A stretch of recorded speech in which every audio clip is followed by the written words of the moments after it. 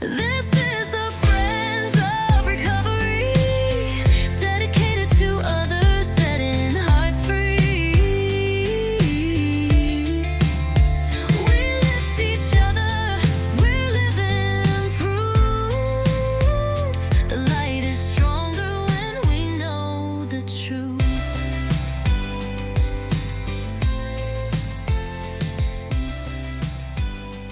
Welcome back to the Friends of Recovery podcast. This week, I'm joined by Kyle Lefevre and Dale Rothenberger. Welcome, guys. Hi, Glad how to are be you? here. So Kyle and Dale have both been putting on the Rothenberger Run, coming up on the 8th year, correct? Yes. So tell me a little bit about how you two met, how you guys got this started, or whether it was started beforehand, and kind of how that whole history is. Yeah, so I'll jump in first. The Rothenberger Run was established when I came on with the organization, and I remember I was handed a folder, and there was one paragraph about the Rothenberger Run, and it had the key dates on there. It said like reserve the park by this date and get sponsors and talk to Dale. And so a lot had, as I started to dive into that, I realized, gosh, there's a lot more work into putting on a run. So we did it one year, and then I think the next year we had to go virtual. So really like my first 2 years of doing the run were very rocky. And then finally we got back to in-person running, and it's been a joy ever since. It's a passion of mine, and I absolutely love working with Dale. Well, I love working with you, Kyle, and I can remember the virtual run, and honestly, that was a very successful adventure for all of us. Even though it was virtual, we just had so much support throughout the tri-state region and beyond. A lot of different regions did their thing, and they made their donations, and it was a very, very successful adventure. I like doing things in person, and Kyle is correct. He was handed a packet of things that we all tried to help, but I'm going to give credit where credit is due, and Kyle is the person that deserves all that credit. It's a very, very important event for us as a family, but it's a very, very important event for Purdue, and it's, to me, a very important event for our community and surrounding communities, our different counties that Purdue has reached out to over the years. It does a lot of good, and Kyle can speak more on that behalf. Yeah, so the run, just a little summary of it. We have a 1K color fun run that we started off with, and then we also have a 5K and a 10K. And I'm always so surprised at those runners for the 10K. It just seems like such a long time to be out there running, but it's a joy to see everybody really come together for a reason. I think it's important to remember that this run is for something. Mm-hmm. Last year, a lot of our posters said, what are you running from? And then we crossed that out and wrote for. What are you running for?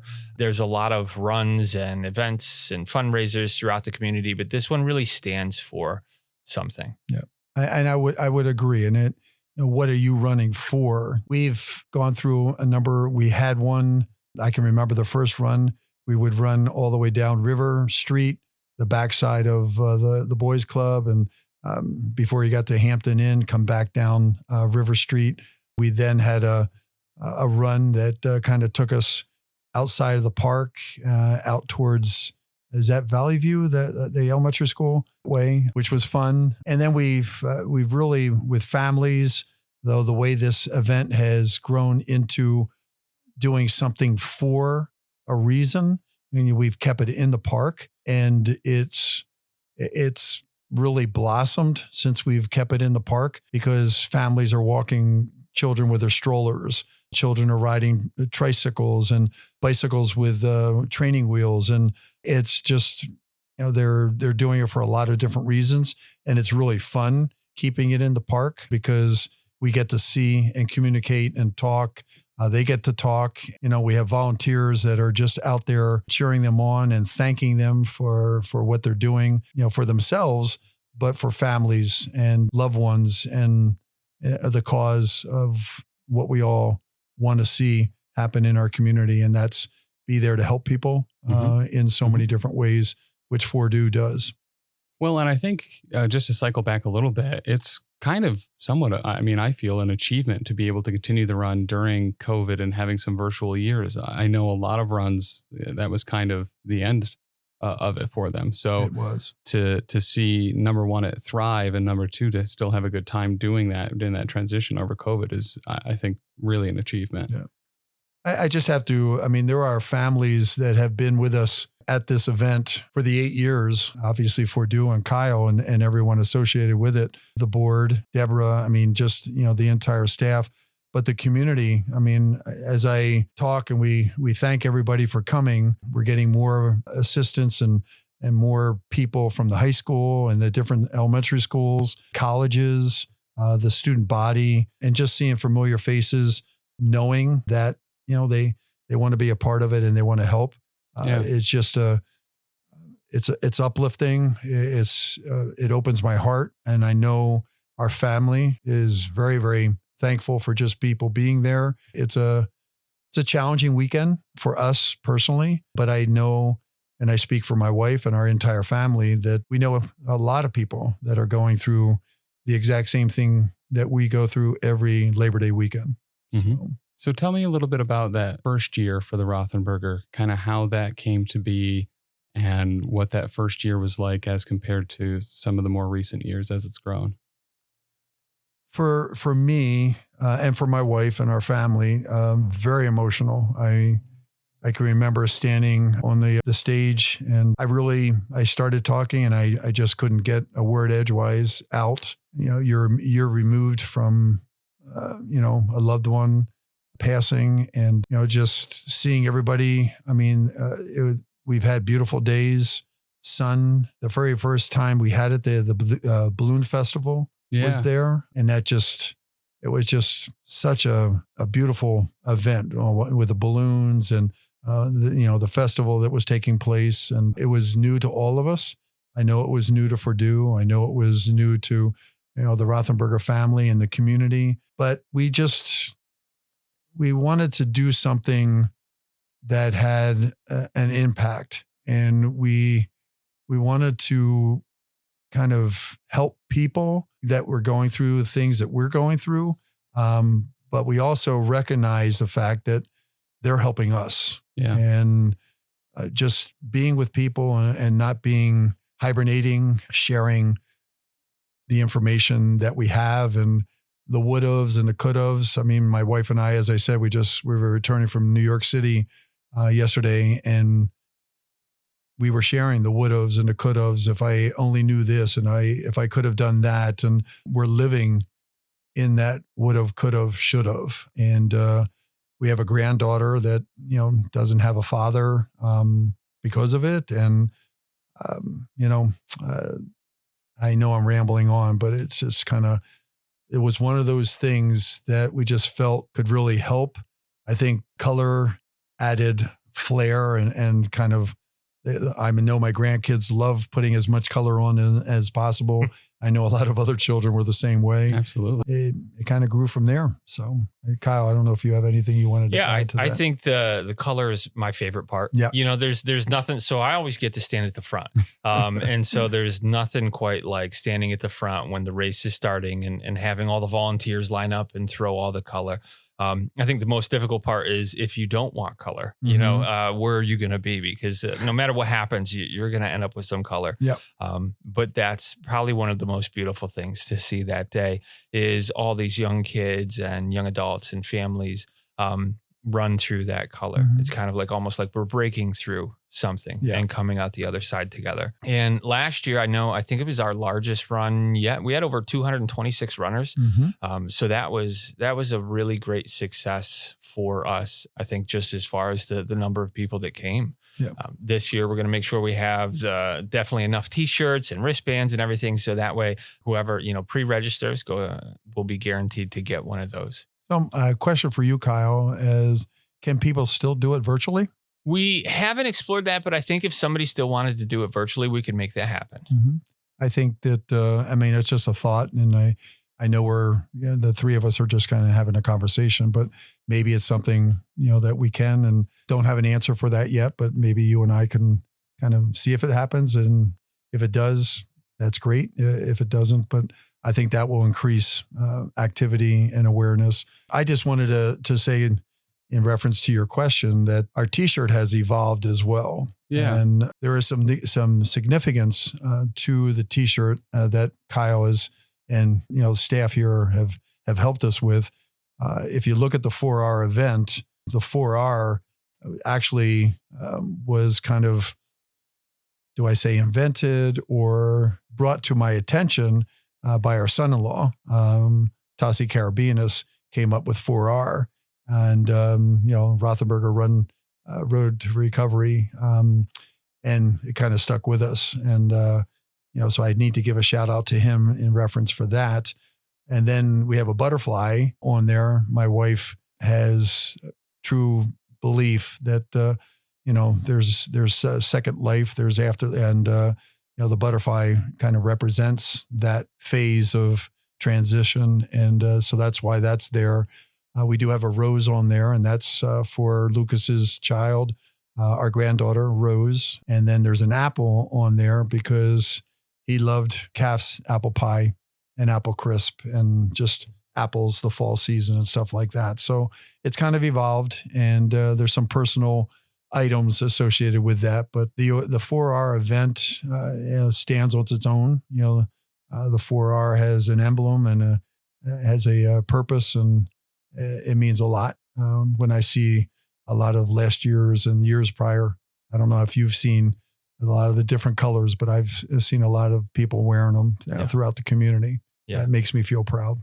Yeah. This year's color, we're going to be purple. Yep. I like it. Yeah. So, and I've already thought about colors for the next couple of years, but I won't display those yet.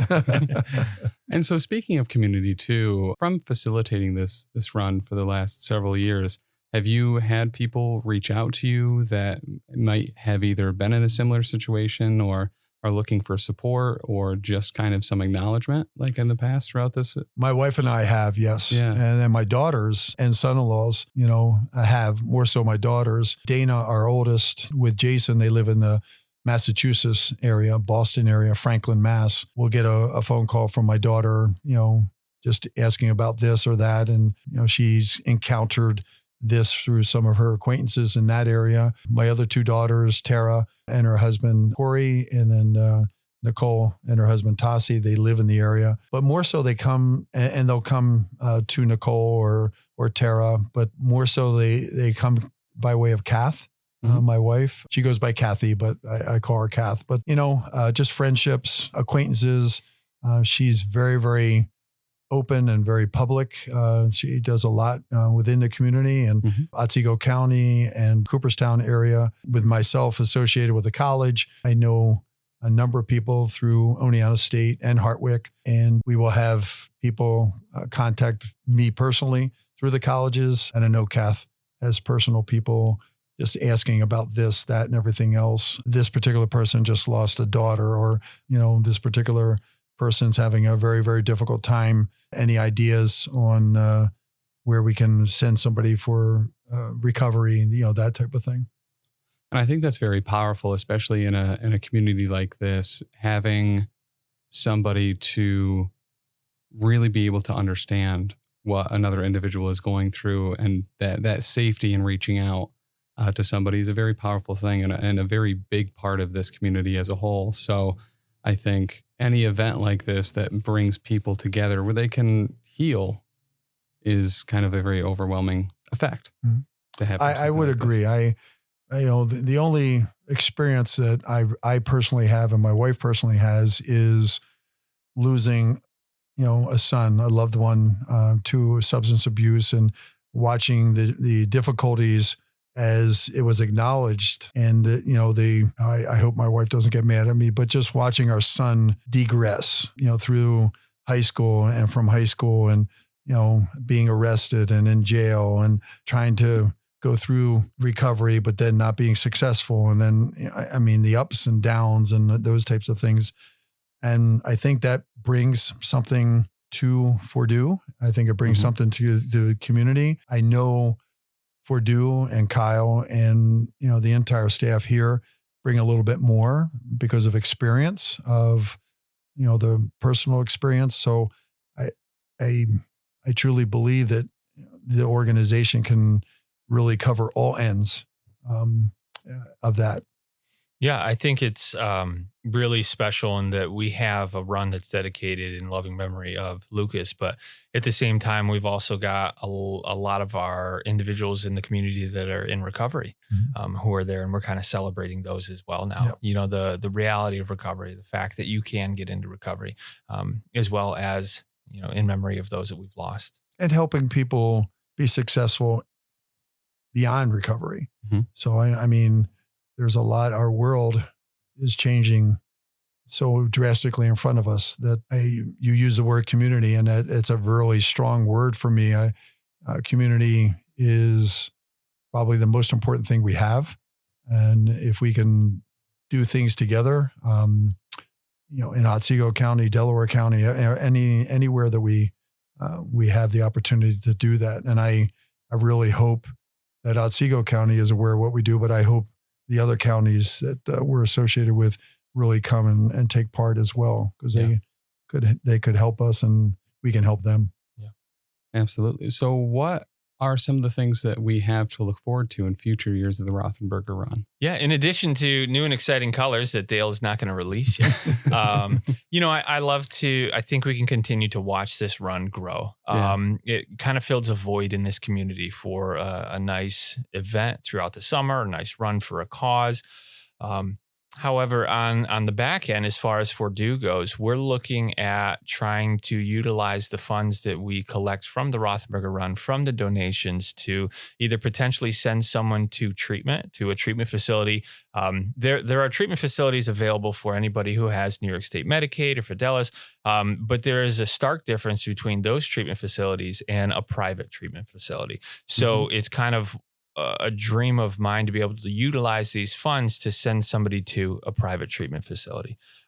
So we're going to be kind of trying to tackle that in the future. And in addition, we're also going to be looking at seeing how can we help those individuals that are left behind. If you happen to be, you know, a child, a son, a daughter of somebody who lost their life due to addiction, or a struggling parent, a spouse. So we're going to be exploring different avenues of how can we make the biggest impact with the funds that we gather from the Rothenberger Run. And I would agree with that wholeheartedly. We have survivors that are living in hardship, and I'll use the word hardship. Just it's the mental state and the emotional state, and the questions: what could I have done?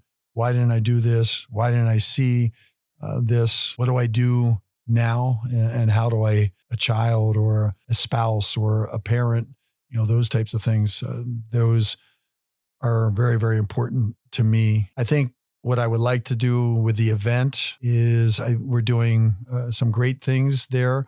Make it as enjoyable and as social as possible. I love the fact that we have a live DJ there. You know, if we can get more community involvement in terms of like a farmer's market type thing. Yeah. And I don't mean vegetables and that type of thing, but just more community activity. You know, I don't know why I'm thinking of a clown right now, or you know, making shapes with balloons, and you know, maybe a comedian, or you know, just different things that will let people have some freedom for a period of time.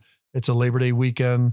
School is about ready to start. You know, it's just a great way to have people share how their summer was, and you know, kind of get excited for the school year. And maybe we are providing them with, you know, some insight and knowledge about, okay, as they get ready for school, you know, think about, you know, some of the questions you might want to ask your child, or, you know, ask some of the teachers or people that are in supervising positions at the school.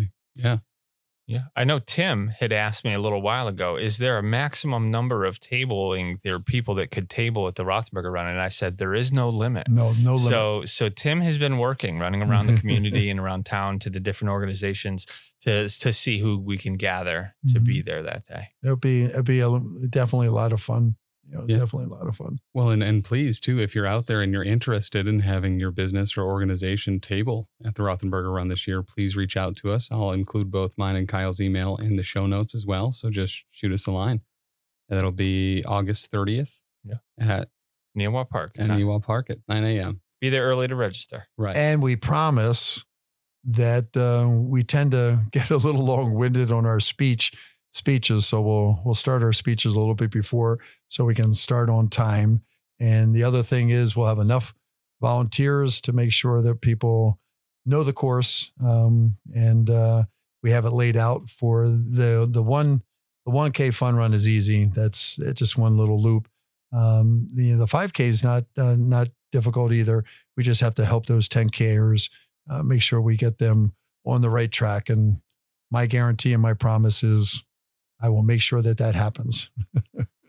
Kyle brought up a really good point, being a grandfather and going through this phase of children and watching children grow, having our own children, but now having grandchildren.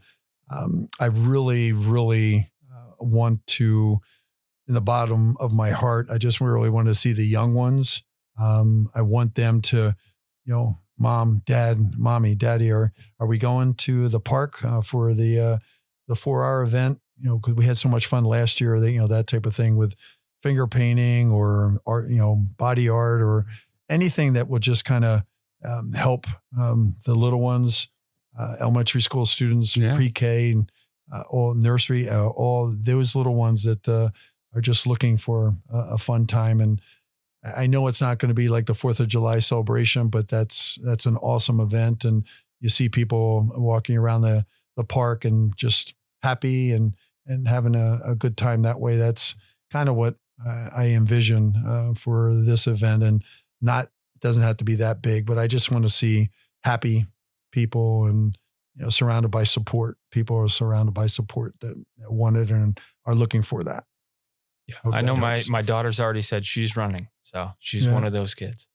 And we're talking about granddaughters and daughters dancing. I mean, we can have special groups come out, and maybe the dance group can come out and put on a quick dance to a very popular music song, or that type of thing. With dance competition dance in this area seems to be pretty big. Yeah. So. Well, Dale, thank you so much for stopping by and letting us. It's my pleasure. Yeah, into the Rothenberger Run here a little bit. And you can register right now on the 4Do website for the Rothenberger Run, as well as earlier than 9 a.m. on August 30th in Neowah Park. So, Kyle, thank you as well. And guys, we'll see you again next week. All right. Take care. Thank you.